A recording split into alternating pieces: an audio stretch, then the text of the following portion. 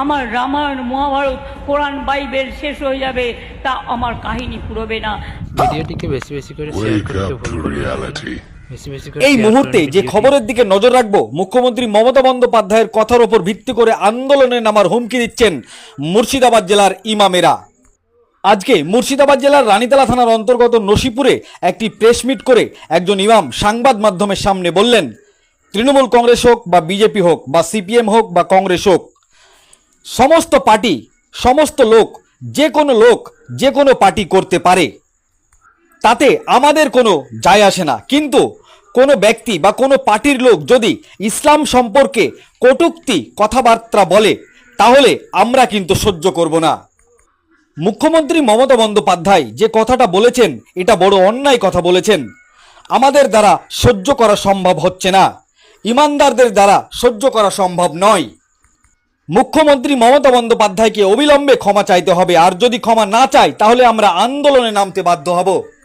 পাশাপাশি আরেকজন ইমাম তিনি বলেন, রাজ্যের মুখ্যমন্ত্রী মমতা বন্দ্যোপাধ্যায়কে আমরা শ্রদ্ধা করি, কিন্তু মুখ্যমন্ত্রী এই কথাটা বলে মুসলিমদের ভাবাবেগে আঘাত করেছে। মুখ্যমন্ত্রী মমতা বন্দ্যোপাধ্যায়কে ক্ষমা চাইতে হবে, আর যদি ক্ষমা না চায় তাহলে আমরা বৃহত্তর আন্দোলনে নামতে বাধ্য হব। উল্লেখ্য, মুখ্যমন্ত্রী মমতা বন্দ্যোপাধ্যায় একটি নির্বাচনী জনসভায় বলেন, উন্নয়নে অনেকটাই এগিয়ে বাংলা, উন্নয়নে কেউ পারবে না বাংলাকে, পৃথিবীর সেরা হচ্ছে বাংলা। আমার রামায়ণ মহাভারত কোরআন বাইবেল শেষ হয়ে যাবে, আমার কাহিনী ফুরাবে না, ৬৭টা স্কিম আমরা চালাই। মুখ্যমন্ত্রী মমতা বন্দ্যোপাধ্যায়ের এই কথায় কুরআন শরীফকে অপমান করা হয়েছে বলেই মনে করছেন বিশেষজ্ঞ মহল এবং ইমামরা। তাই সমস্ত ইমামরা সাংবাদিকদের সামনে প্রেসমিট করে মুখ্যমন্ত্রী মমতা বন্দ্যোপাধ্যায়ের এই কথার নিন্দা জানালেন, আর বললেন আগামীতে যদি ক্ষমা না চায় তাহলে আমরা বৃহত্তর আন্দোলনে নামতে বাধ্য হব। কি বলেছেন তারা সংবাদ মাধ্যমের সামনে বিস্তারিতভাবে শোনাবো আপনাদের। এই ভিডিওটি যারা দেখছেন চ্যানেলটি লাইক করবেন, শেয়ার করবেন আর সাবস্ক্রাইব করবেন। আই লাভ মাই ইন্ডিয়া, মেরা ভারত মহান। বন্দ্যোপাধ্যায়ের আপনারা কি এমন ভুল পেয়েছেন যে আজকে প্রতিবাদে নেমেছেন, বা প্রতিবাদে কিভাবে করবেন আপনারা? আমরা প্রতিবাদের জন্য করছি যে আমরা টিএমসি হোক, বিজেপি হোক, আর কংগ্রেস হোক, সিপিএম হোক, যে পার্টি ভারতবর্ষের পক্ষে হোক না কেন, সমস্ত পার্টি এক এক ব্যক্তি এক একজনা করে, তাতে আমার কোনো যায় আসে না। যে কোনো ব্যক্তি, যে কোনো পার্টির লোক যদি ইসলাম সম্পর্কে কথাবার্তা, কটূক্তি কথাবার্তা বলে থাকে, তাহলে আমরা কিন্তু সহ্য করব না। কারণ মাননীয় মুখ্যমন্ত্রী যে কথাটা বলেছেন, এটা চরম অন্যায় কথা। এটা আমাদের দ্বারাই সহ্য করা সম্ভব নয়, ইমানদারদের দ্বারাই সহ্য করা সম্ভব নয়। এনাকে ক্ষমা চাইতে হবে অবশ্যই, নাহলে আমরা বৃহত্তম আন্দোলনে নামতে বাধ্য হব। আপনার নাম পরিচয়? আমার নাম শাহিনুদ্দিন রেজভী, দৌলতাবাদ থানা, মুর্শিদাবাদ জেলা, চুয়াডাঙ্গা গ্রাম। আজকে আমরা একটি প্রতিবাদের জন্য আমরা একত্রিত হয়েছি। সে বিষয়টি হলো যে আমাদের পশ্চিমবঙ্গের মাননীয় মুখ্যমন্ত্রী মমতা ব্যানার্জি কোনো একটি ভোট প্রচারের সভাতে গিয়ে তিনি মারাত্মক একটি ভুল কথা বলেছেন, অন্যায় কথা বলেছেন, শরীয়ত বিরোধী কথা বলেছেন এবং মুসলিম সম্প্রদায়ের ভাবাবেগে চরম আঘাত করেছেন। সে বিষয়টি হলো যে তিনি আলোচনা করতে বলেছেন যে কোরআন শেষ হয়ে যাবে কিন্তু আমার কাহিনী শেষ হবে না। এই বিষয়টি হচ্ছে চরম ভুল কথা, কোরআনের অবমাননা। কোরআন শরীফ আমাদের মুসলিম জাতির একটি ধর্মীয় গ্রন্থ, খোদা প্রদত্ত গ্রন্থ। এ মহাগ্রন্থ আর রক্ষণাবেক্ষণকারী, সংরক্ষণকারী মহান রব্বুল আলামিন। পৃথিবী ধ্বংস হয়ে যাবে কিন্তু কোরআন শরীফ ধ্বংস হবে না, কোরআন শরীফ শেষ হবে না। তিনি এই বক্তব্য রেখে সারা পৃথিবীর মুসলিম জাতির ভাবাবেগে আঘাত করেছেন। আজকে সেই অন্যায়ের প্রতিবাদ করার জন্য আমরা একত্রিত হয়েছি।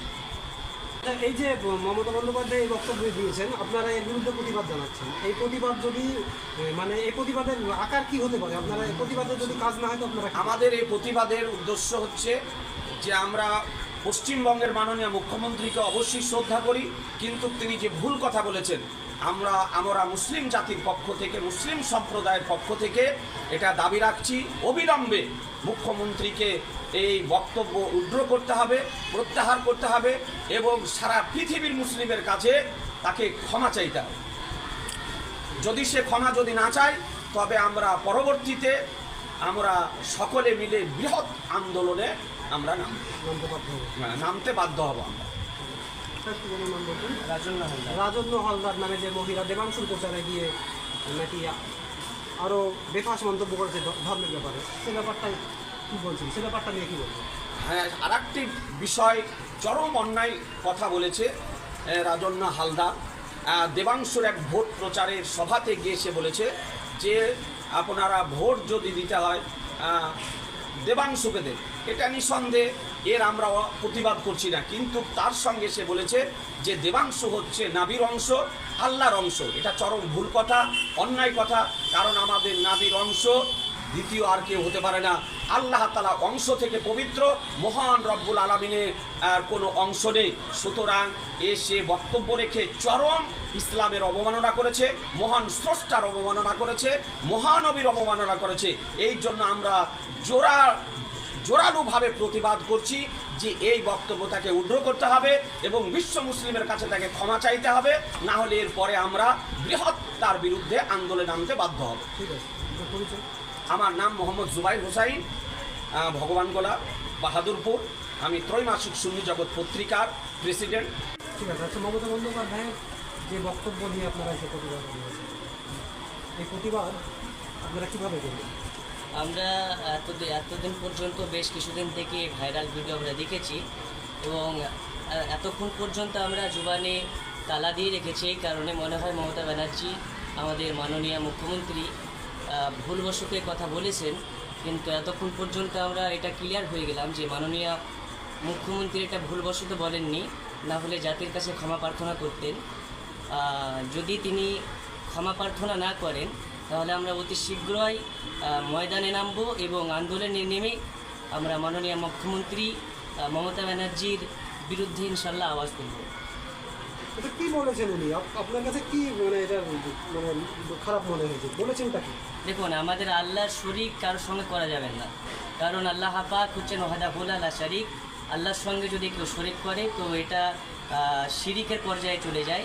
মমতা ব্যানার্জি বলেছেন যে রামায়ণ শেষ হয়ে যাবে, গীতা শেষ হয়ে যাবে, কিন্তু আমাদের কোরআন শেষ হয়ে যাবে, কিন্তু আমার উন্নয়ন শেষ হবে না। এটা একটা খুবই জঘন্য ভাষা প্রয়োগ করেছে, যেই কারণে আমরা মমতা ব্যানার্জিকে তীব্র নিন্দা জানাই।